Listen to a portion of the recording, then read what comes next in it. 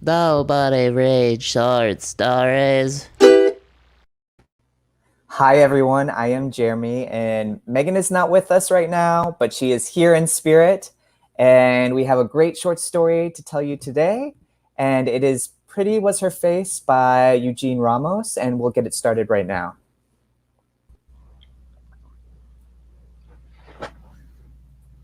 Pretty Was Her Face by Eugene Ramos. Many, many years ago, in a land whose name has long since been forgotten, there lived a king who lost his queen to the brutality of soulless men. Wanting to protect his young daughter from such cruelty, he confined her to his castle's dungeon. When she asked why, she was simply told that, like her mother, pretty was her face.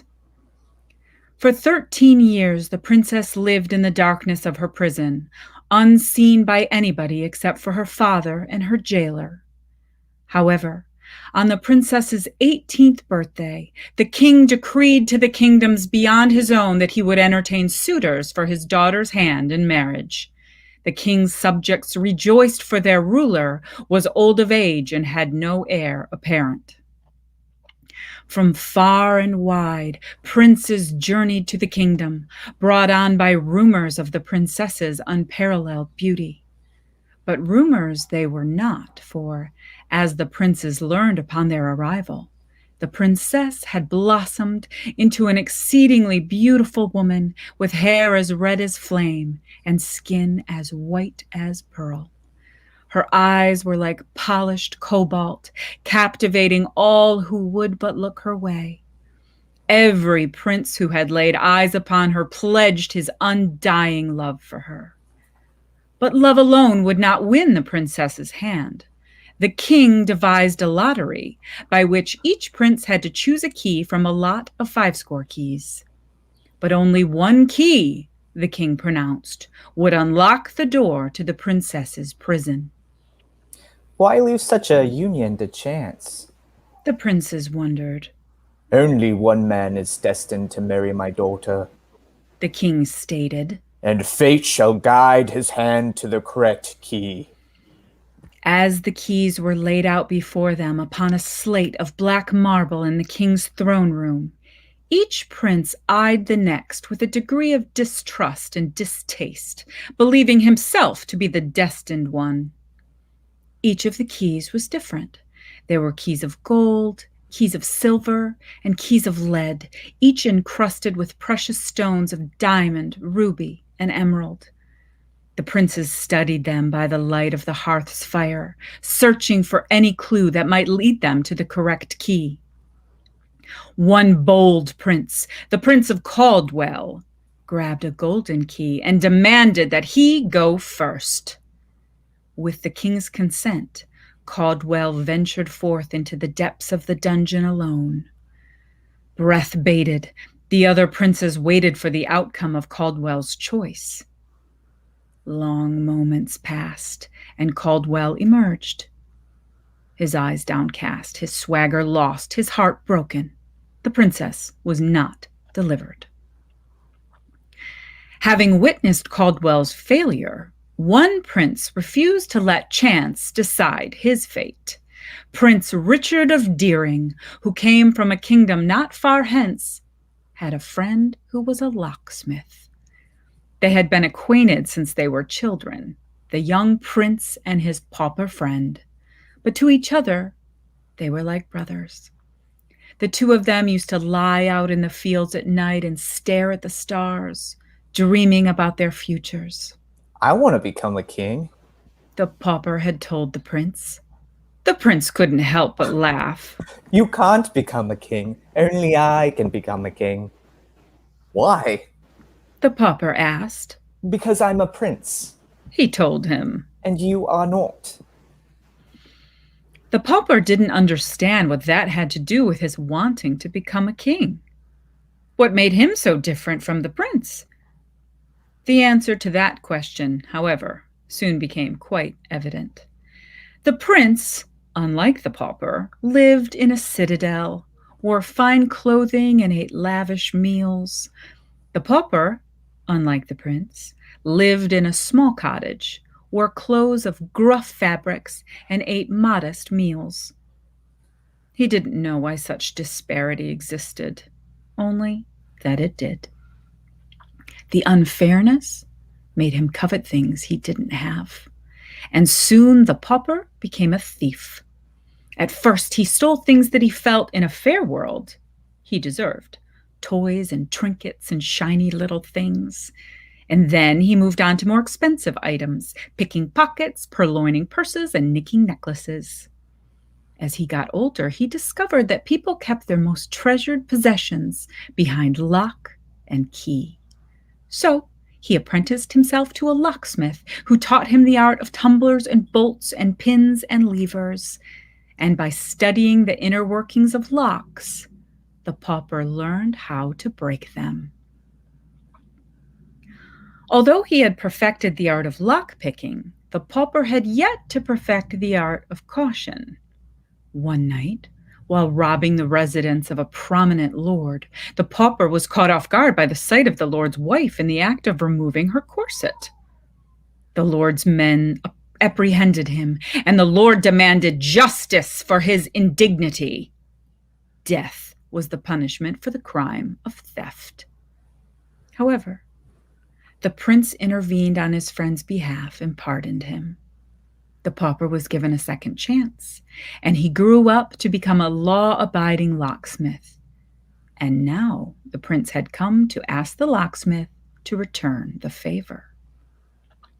The prince invited the locksmith to dine at his citadel, whereupon he extolled the physical attributes of the princess. How pretty is her face? The locksmith wondered. The most beautiful you have ever seen. Marveled the prince. I want her as my wife. What would you have me do? Asked the locksmith. The princess is locked within the king's dungeon. The prince replied. Make me a key that would set her free. The locksmith went to work on the prince's request, but created something more than was expected of him. While the key would indeed be able to release the princess from her confinement, the locksmith had other designs in mind. Unbeknownst to anyone, the locksmith had kept a secret room in his workshop where he hid a collection of items he had stolen in his youth. Priceless stones, gold jewelry, the finest royal livery. He yearned to add more to his collection. So he forged a key unlike any he had forged before. A key that would unlock any door. A master key. And with this master key, he would have access to any door he wanted to enter and egress from any confining situation he wanted to escape. And he wanted desperately to escape the unrewarding life he lived. With the key cast, the locksmith decided to test it, not only on the locks that confine the princess, but also on the vaults that secure the king's treasures. Concealed within a red cloak, he journeyed to the king's castle under the cover of night. When he arrived at the castle, he eluded the guards without effort, for there were few who were awake. Although the corridors were labyrinthine, there was no door that could stand between his key and the dungeon below. Finding the princess's prison cell was the easiest of the tasks, for there were no other prisoners in the dungeon and no guard keeping watch. He approached the prison door and slipped his key into the lock. With a turn, the door sighed open. The locksmith smiled, for the master key had worked. As he closed the door to lock it shut, he dropped the key and awakened the princess as it clattered to the stone floor. She stepped out of bed and approached him, the bars of her prison door the only thing separating them. "Who are you?" she asked. Nobody. The locksmith answered. "Take me with you," she pleaded. I cannot. "But you have opened my prison with your key," she said. "I am yours." The locksmith made the mistake of looking into her cobalt eyes, and before he could utter another word, he was smitten. Nay, he was in love. The princess reached across the bars to caress the locksmith's hand, but he quickly pulled it back. I cannot, my princess. He told her with a heavy heart. This key does not belong to me. Then to whom? She asked. The locksmith stood there a moment, torn in two. The princess was the most beautiful thing he had ever seen, and he wanted her more than anything he had ever desired. But he made a promise he intended to keep. Please stay, the princess implored, her hands folded in front of her chest in supplication. I have not spoken to anyone besides my father and my jailkeeper for many years. I must leave, he said as he turned his back on her. But the sound of thunder froze him in place, and the hard rain began to pelt against the stone facade of the castle. It's raining, the princess said. Stay, at least until the rain ceases. So he did. The locksmith and the princess spoke for many hours, long after the rain had stopped. She was eager to hear of his life, far away from the walls of her dungeon. She giggled like a little girl at the stories he told her of his misadventures as a young thief. And the locksmith found that he could not stop talking. He wanted nothing more than to see her smile and hear her laugh. It was soon morning when the princess reached out beyond her cage to touch the locksmith's hand again. This time, he did not move. Take me with you, she said. As the locksmith was about to speak, footfalls were heard coming down the steps and into the dungeon. The princess's face turned white. The witch! You must hide, she said. Don't let her find you. So the locksmith found an empty cell, locked the door, and withdrew into the darkest of corners. From where he stood, the locksmith watched a dark-skinned emir enter the dungeon, flanked by 2 castle guards. He was dressed in long, flowing white garments, and in his right hand he bore a silver key. My princess, he said in an accent that the locksmith did not recognize. I have come to make you my bride. He placed his key into the lock, but the key would not turn. I am sorry, the princess stated. Not as sorry as I, the emir said with a huff. As he turned to leave, he came face to face with a haggard old woman, whom the locksmith did not see enter. She was wrapped in a dark blue pelisse, but it was her eyes that grabbed the locksmith's attention.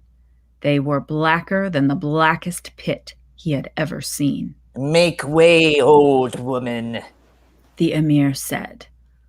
What poor manners for a prince from the high Sahara, the old woman exclaimed. Her opened mouth was like a darkened cave full of jagged stalactites and broken stalagmites. I shall have to teach you some. The castle guards grabbed the emir's arms. What is the meaning of this? He demanded, but no one answered him. Instead, the old woman touched his face, almost lovingly. Suddenly, the emir screamed in pain. It was the loudest scream that the locksmith had ever heard. He watched in horror as blood trickled down the old woman's hands and wrists. And suddenly, he saw the unimaginable. The old woman was holding the emir's face in her hands as if it were a mask. The emir's piercing scream ceased as he collapsed to the ground dead. Who would like to be the Prince of High Sahara? The old woman inquired. The guard closest to the locksmith simply nodded. She caressed the guard's cheek, and his face shed off his head like so much discarded skin. With great care, she placed the emir's face on the guard and bid him to serve his king well. He then left the dungeon to tell the other princes that he, the Prince of the High Sahara, had failed to release the princess. After the old woman and the remaining guard left the dungeon with the emir's corpse, the locksmith cautiously exited his cage and found the princess weeping silently. What has happened? He asked, his voice full of fear. The princess regained her composure and said, "You must leave now before the witch returns. But come back tonight when all is asleep, and I will have a tale to tell you."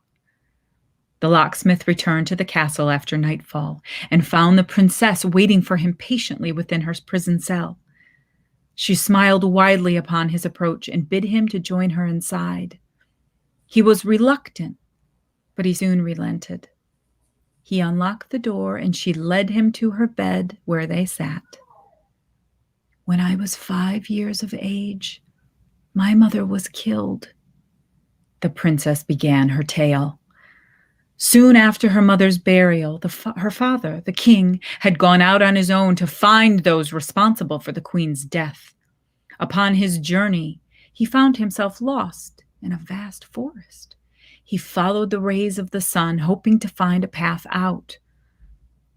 The light led him to a clearing where he found a beautiful woman bathing in a river. The woman looked uncannily like the queen, so the king approached her.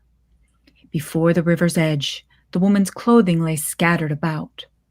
Among her belongings was a golden armlet that caught his eye and enchanted him.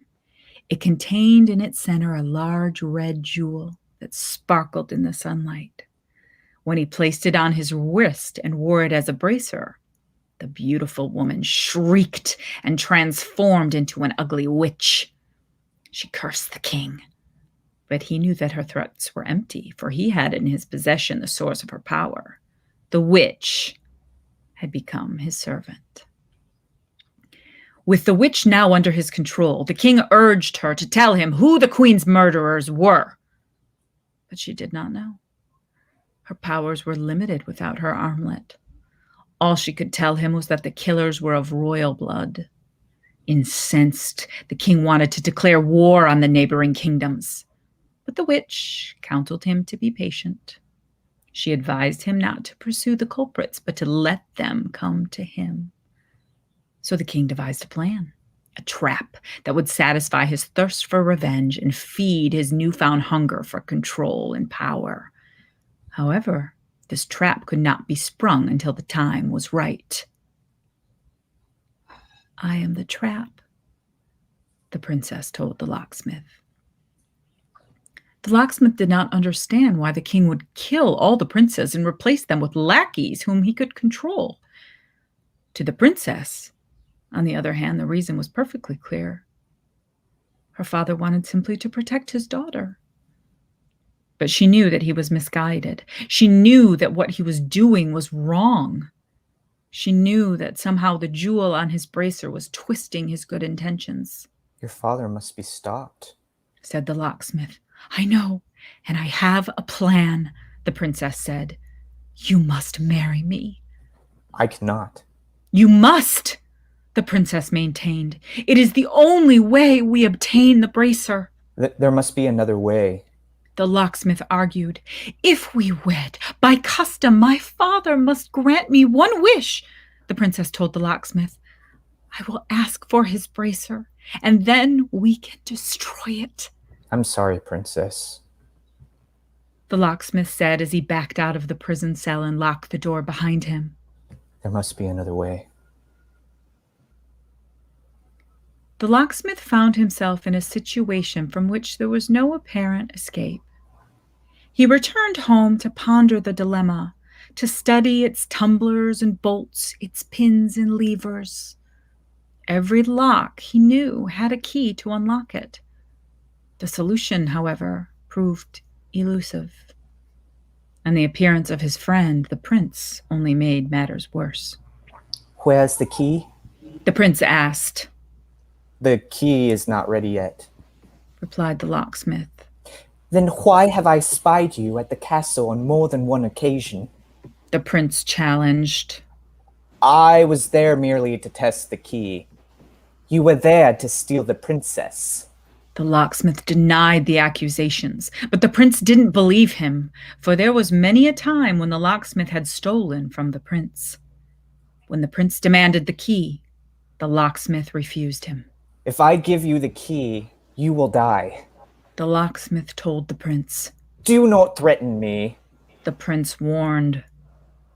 The friends fought. The prince for the princess's heart, and the locksmith for the prince's life. They traded blow for blow, but the prince was the better of the two. And when it was over, the prince stood triumphant. I thought we were brothers. The prince cast his angered gaze down upon the beaten locksmith. You have broken my heart. The prince took the key from the locksmith and departed for the castle. When the prince returned to Deering without the princess, the locksmith knew that his friend was dead.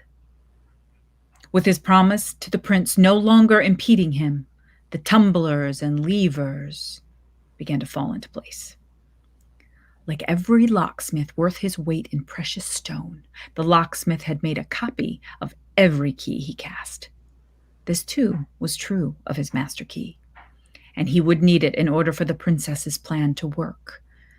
But before returning to the castle, it was also necessary for him to play the part of a prince, so he went to his secret room within his workshop to transform himself. From his collection of loot, the locksmith dressed himself in raiment of royal blue and scarlet red. From his chest of jewelry, he found a ring with the royal seal of Deering. And from his armory of stolen arsenal, he chose a sword that had the ideal heft and weight to exact his revenge against the witch. When he arrived at the castle, he was announced as Prince Spencer, brother of Prince Richard of Deering. In front of the king's court and the invited princes, the locksmith was asked to select a key from the lot laid out before him.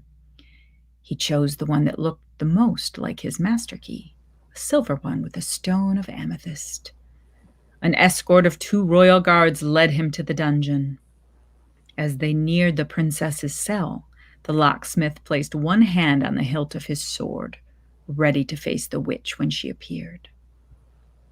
When the princess saw the locksmith dressed in royal finery, she stood up from her bed, a look of surprise across her face. The locksmith placed a single finger against his lips. I've come to set you free, he said. With a subtle flick of his wrist, the locksmith slipped the silver key into his sleeve and retrieved the master key. He placed the key into the lock, turned it, and pushed the prison door open. The princess then ran into the arms of her prince. "I knew you would come back," she whispered into his ear. Was there ever any doubt? He said before he kissed her across the lips. The two were so overjoyed that neither questioned the whereabouts of the witch. When the locksmith re-entered the throne room with the princess at his side, there was an audible gasp from the other princes. Their opportunity to wed the fairest woman in the lands was now gone, and they each cursed their procrastination. While the atmosphere within the castle was decidedly negative, outside it was a different story. Bells tolled throughout the kingdom, and town criers took to the streets announcing the news that a prince had set the princess free. A celebration was at hand. The wedding was a pompous affair, resplendent with flowers of all type and decoration of all manner, as befitting a man of royal birth. The locksmith was given new garments to wear, a white cape of the finest fabric, a gold-plated suit of armor, and a crown encrusted with the rarest of jewels. The nuptials were attended by all members of the king's court, including the jilted princes and members of their retinue. Outside of the castle, the king's subjects awaited eagerly for the royal couple to make their first public appearance. When the locksmith and the princess stepped out on the balcony overlooking the crowd as husband and wife, there was such a loud cheer that the ground shook for many, many miles around. The locksmith took a moment from all the joyous commotion that surrounded him and smiled at his beautiful princess. When all the ceremonies were done and all the guests had departed, the king called forth his daughter and his new son-in-law to the throne room, where the fire in the hearth kept the cold of night at bay. The king asked the locksmith to kneel before him so that he could be knighted into the king's army. However, instead of feeling the flat of the king's sword gracing each of his shoulders, he felt the point of the blade pushing against his throat. Tell me, the king demanded. How you opened a lock with no key was meant to open. The locksmith said, I fashioned my own key that can open any door. So you admit that you cheated? The king said as he pressed his sword harder against the locksmith's neck. Convince me why you deserve to live when you have ruined my plans and stolen my daughter. I have not. The locksmith said as he raised his eyes to meet the king's. I have set you and the princess free. Free? The king laughed. Free from what? The witch's thrall. The witch has no control over me. The king declared. My actions are my own. Then prove it, the princess spoke. Give me your bracer. I cannot. The king replied. But you must, said the princess. It is my nuptial wish. Despite his misgivings, the king could not refuse his daughter. He sheathed his sword and turned his prized possession over to the princess. When she curled her fingers around the bracer, the locksmith witnessed something disturbing. Her cobalt eyes, for a moment, flickered to obsidian black. As she placed the bracer around her upper arm, the locksmith's heart broke. He withdrew his sword and cut the princess's arm off. The king screamed in horror. What have you done to my daughter? The young woman cackled, revealing the broken and jagged teeth that littered her mouth. With her one arm raised, she hauled the locksmith with an invisible force and threw him across the chamber. She then picked up her severed limb and reattached it to her shoulder. It was as if the arm had not been sundered in the first place. The king called out for his guards, but the witch shut his mouth and barred the door shut. Now, my liege, I will have my revenge. From afar, the witch lifted the king off his throne and proceeded to squeeze the life out of him. Your kingdom will now be mine. But before she could finish her deed, she found one half of a sword protruding from her chest. She spun around and found the locksmith behind her. She grabbed him by his neck and picked him up. What have you done with the princess? The locksmith demanded as he clutched desperately at his perpetrator's arm. The same thing I did with the queen, the witch said through her craggy grin. I took her face. The locksmith screamed in anguish as he struggled in the witch's grasp. He kicked hard against the sword in her chest, causing her to flinch in pain and drop him. Fool! You cannot defeat me, the witch said. From the floor, the locksmith raised his hand and showed her the red jewel he had filched from her armlet. No! She screamed. The witch reached for his hand, but it was too late. The locksmith had thrown the jewel into the fire.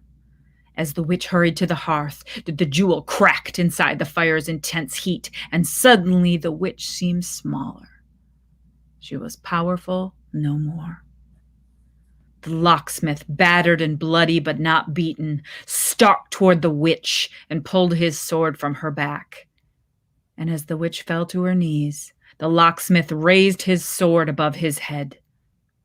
The face of the princess looked pleadingly up at him, and the locksmith hesitated. I was too late, my love, he said.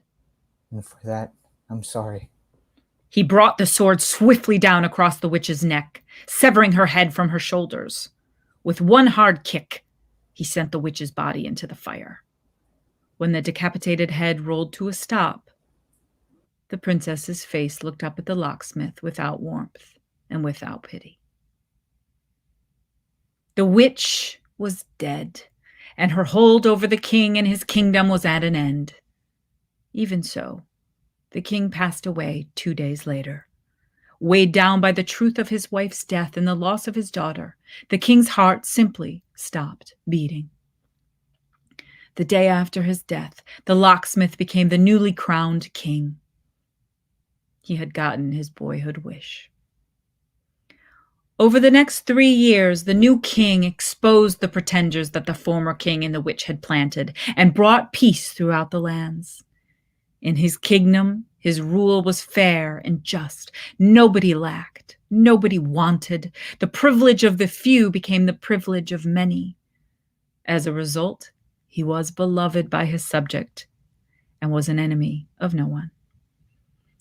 As his days grew short, he took a commoner as his wife and made her his queen.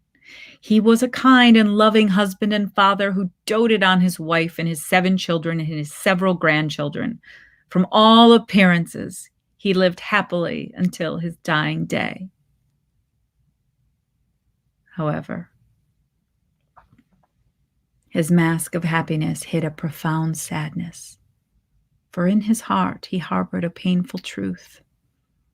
There were doors, he came to realize, that could never be opened. Once shut, they would remain forever shut. No key, however crafted, could open them. He kept this sorrow locked away in a secret place, hidden in the dungeon of the castle, behind a door that could only be opened with the master key he kept around his neck, was a vault that, once upon a time, held the princess captive. Within, frozen inside a block of ice, he kept the witch's head upon which remained the face of the princess, and he would spend many an hour looking upon it and remembering how pretty was her face. Michelle, that was so good. I Great love this read. story. It's beautiful, isn't it? It is. It's so well written, just as just somebody who loves to read, but also somebody who is an actor. Like just the language, oh, so beautiful. I agree. This is one of my favorites that I've read. Michelle, thank you for another awesome read. We are going to be holding you hostage next season when we have more pieces. I hope you know that. Everyone, please check out Michelle. She has her website listed.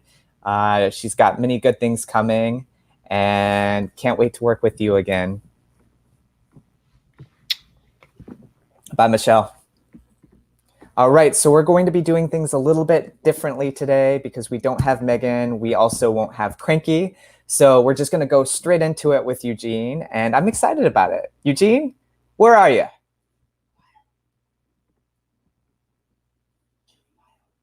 Oh, that's right. We need to do the bio first. That's usually not something I do, but I'm gonna commit to this because it's really great bio. All right, ready, everyone? Eugene Ramos was born and raised in the Chicago area by immigrants from the Philippines. After devouring countless Shakespeare plays, he earned a degree in 16th century British Lit from Northwestern. He later graduated from an MFA in film from Columbia University, where he received a fellowship from Comedy Central. Since film school, he participated in the Humanitas New Voice program, the Clarion Science Fiction and Fantasy Writers Workshop, and the Cape New Writers Fellowship.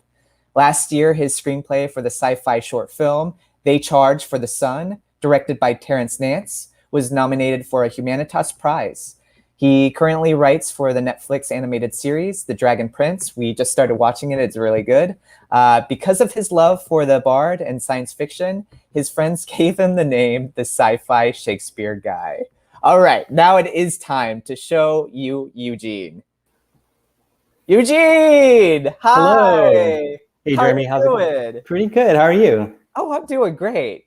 Wasn't that wonderful? Say what? Wasn't that wonderful? Oh, it was so good. I love Michelle reading. I love your story. It's just so good. I love Michelle's the so good. ending. Yeah. So Eugene and I talked about this a little bit before. How long ago did you write this?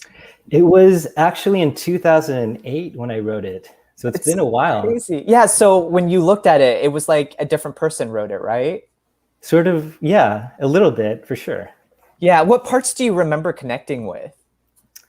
So it's funny. So I had written this piece for an anthology that a bunch of my friends had put together, and I had written an intro to the short story. So looking over the intro itself was kind of interesting because it reminded me of the sorts of things I was thinking about in terms of inspiration. Wait, what were those? I'm curious. What were the things for inspiration? Mainly Shakespeare. There's a little bit of surprise after your bio. there's a little bit of Merchant of Venice in it. Okay, cool. And of course, Grimm's fairy tales. I want to write something that did not have sort of a Disney ending. I wanted something a little bit more grim, so to speak. It's funny because Disney goes from taking Grimm and Disneyfies it, and you just reversed it. You're like, nah, dude, we're gonna put this back Grimm. Exactly. Yeah. And there's also this Sting song called "After the Rain Has Fallen," which is about a thief that breaks into a palace and finds that there's a princess there who's held against her wishes and wants to escape.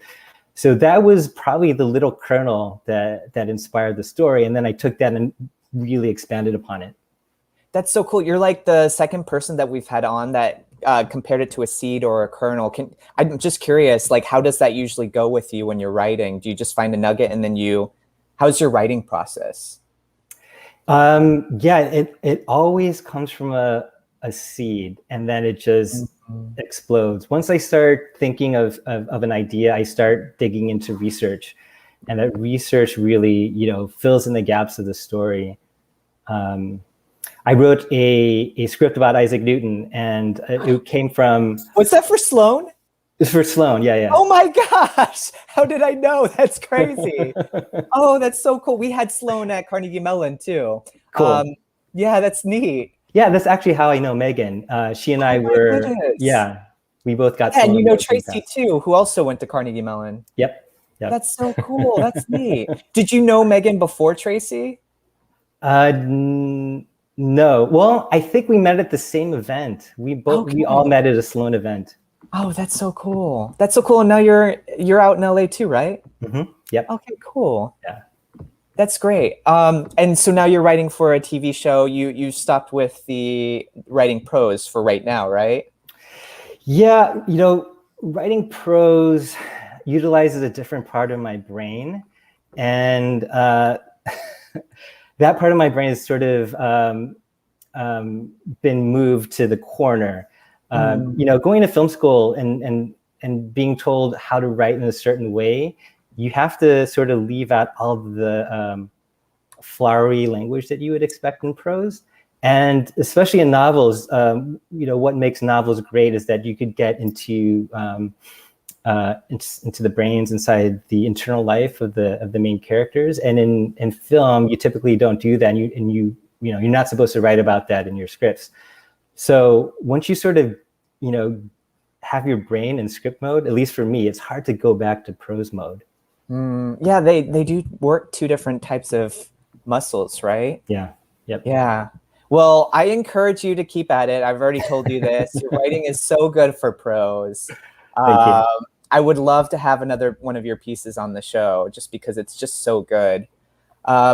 So we have some people. Do you know Peter Kalavos? I do. Okay, he clapped for you. Thanks, Peter. And then, we have Maureen Lorden. She watches our show regularly. Hi, Maureen. She says, great read, Michelle, and great story by Eugene. Thank you. Oh, one thing I wanted to say, one of the reasons why I loved Michelle's reading when we were doing the rehearsal, it just reminded me of, do you remember in the beginning of Lord of the Rings, and Galadriel is narrating like the background story about how the rings were forged? Oh, yeah. And that reminded me of like, if Cate Blanchett had narrated this story. Oh, that's so cool. I mean, did you think anything was going to happen with this piece, or did you just have it like collecting dust? It's been collecting dust. There's really not much I can do with it. The short story market's sort of weird because I had published it. Yeah. self-published it with friends, it's really, I really can't do anything with it anymore. Because you said you've written other short stories, were they also fantasy, or did you write other types of short stories? Yeah, most of my short stories are science fiction or fantasy Okay. or magic realism. Okay, well, I want to read more of your stuff. Sure. Yeah, and I think we covered your inspiration and everything. Is there anything that Peter says, any chance it can be adapted? Oh, Eugene, would you adapt this piece? Maybe. So the funny thing, I told you that I hadn't looked at the short story for a long time until very recently, and it's really interesting how the storytelling is so compressed, but it's still told like in a cinematic sort of way. Absolutely. So Yeah. I could see someone, and maybe I'm not the right person for this, but I could easily see someone adapting it as a screenplay. I don't know, Eugene. I think you might be the right person. I just watched the show that you're writing for, and it has elements of that for sure. It was really interesting once you mentioned it. I was like, oh, I got to check this out on Netflix. Peter says Dragon Prince. Yeah. Yeah. Yep. Yeah. It's such a fun show to write for. It does play to my strengths for world building and fantasy.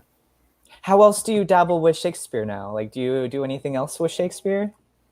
Yeah. I mean, basically, almost every script that I write has some sort of Shakespeare seed in it. So that Isaac Newton script that I told you about has a lot of As You Like It.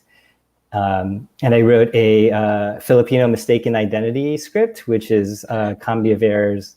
Oh, that's So, cool. and I wrote a couple of witch pilots that are based on The Tempest. What made you connect with Shakespeare so heavily? Like, people don't know who Shakespeare is. Just kidding.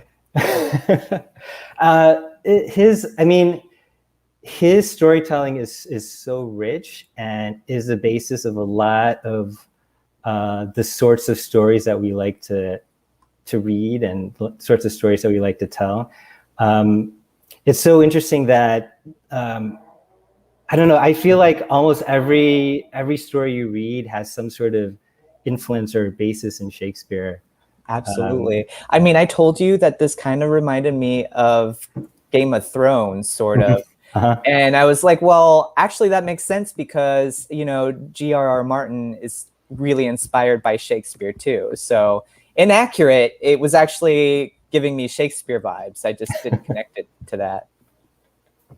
And I agree, Shakespeare is wonderful. Like, I didn't like him at first because I couldn't understand like what was going on when I was younger. Like, I was like, this doesn't make sense. This is like really highfalutin words. But like once you actually understand what's being said, it's just really poignant. I think it's brilliant how he takes a whole bunch of characters and gives them all different perspectives on the story, right? They all have different interpretations of what's going on and different arguments on how a problem should be handled. I think that is brilliant. And I actually think that people should be stealing a little bit more from Shakespeare. Yeah, for sure. I mean, I don't know. I'm just a Shakespeare nerd. It's hard sometimes to drag friends to see Shakespeare plays because they get bored. But yeah, I would love to see more Shakespeare TV and more Shakespeare movies. Yeah, and just the way he structured story, just like the 5X structure, it works so well. I mean, I'm curious, just for me, do you structure like in 3 parts or do you do 5 parts? Like when you do film? It's interesting because I structure things in 4 parts. 4 parts. Okay. So you're like, not Shakespeare, I'm going to do it my own way. Well, I'm actually copying some other people who, so I do the 4-part based on this method called the 8 sequence method. And I think looking at his Trudy, is it Trudy? John Trudy? I think that's his way or maybe I'm making that up. It might be, but I read a different book and maybe Trudy is based on that.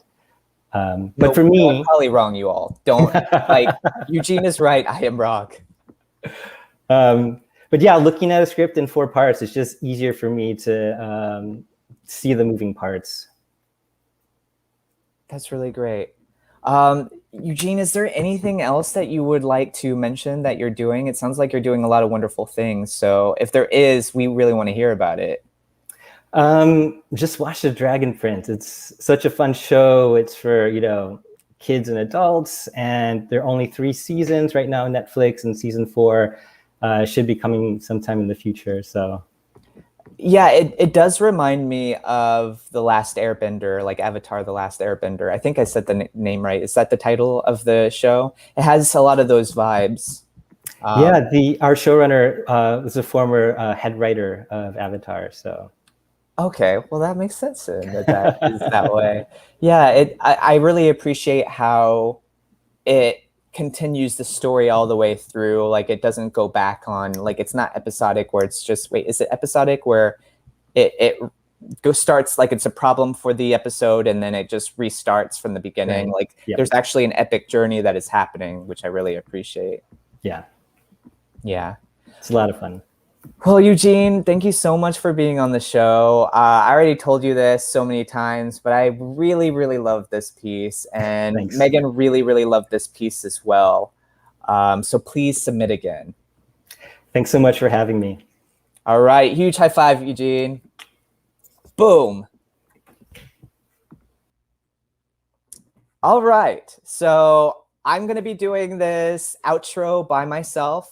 So please forgive me if I miss out on anything. This is the last episode for the season, and we were so honored to have Eugene on the show as our season finale episode.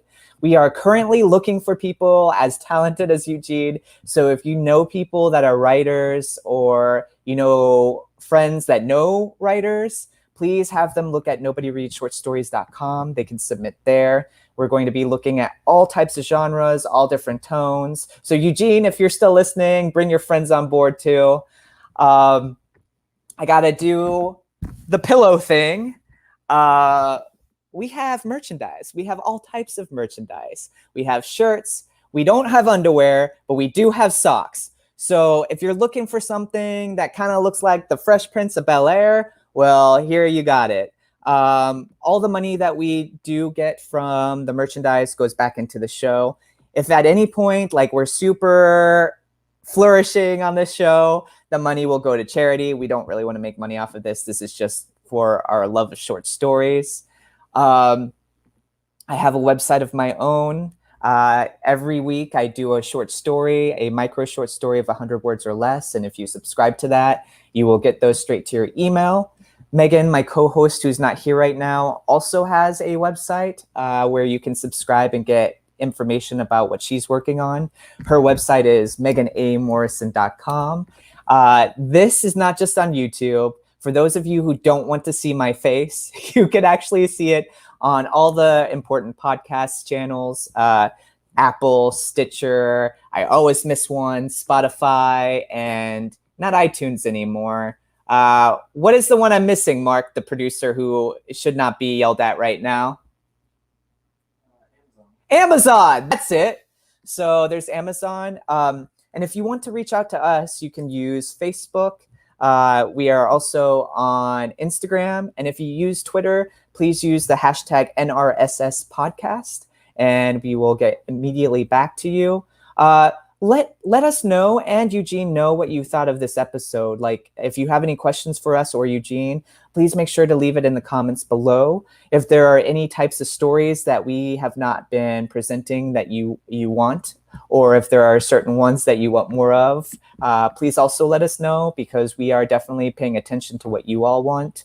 And speaking of, this is all for you all. Like we really wanted something that people can be watching while they're on the go, while they're doing dishes, something short and sweet and beautiful. We also wanted people to see how important and cool short stories are.